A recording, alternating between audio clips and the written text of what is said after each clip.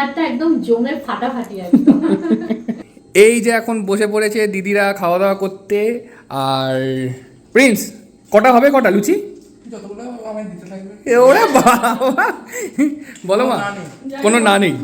এই যে সেই দই যার জন্য ওর খেতে ইচ্ছা হয়েছিল খুব, সেটাই নিয়ে এসেছি, এটাকে একটু খাওয়াবো আজকে। দইটা আমি জানতাম না, তো পিসি এনেছে, তা এখন বলছে দই দারুন, আমার আরো না, আসলে মুখ ফুটে খেতে চাইলো, আর যেই জিনিস খেতে চায় আমার মনে হয় জামা কাপড় চাইলে পরে দিলেও চলবে, কিন্তু খাবার জিনিস খেতে চাইলে মুখ ফুটে সঙ্গে সঙ্গে খাওয়ানোই ভালো। হ্যাঁ, যেমন আমি মাকে মাঝে মধ্যে বলি একটু লুচি পরোটা করো, লুচি পরোটা করো, তাই না?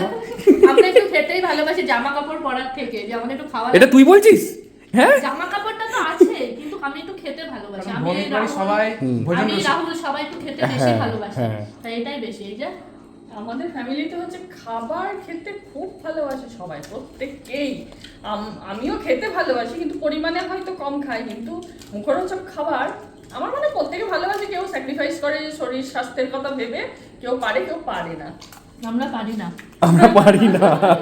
না, বয়স হচ্ছে মেঘাদি, আমাদের এবার একটুখানি বুঝে শুনে খেতে হবে। আগে 8খানা লুচি খেতাম, এখন 4খানা খাবো। কোয়ান্টিটি কমবে, কিন্তু খাবো। হ্যাঁ, স্বাস্থ্যই সম্পদ।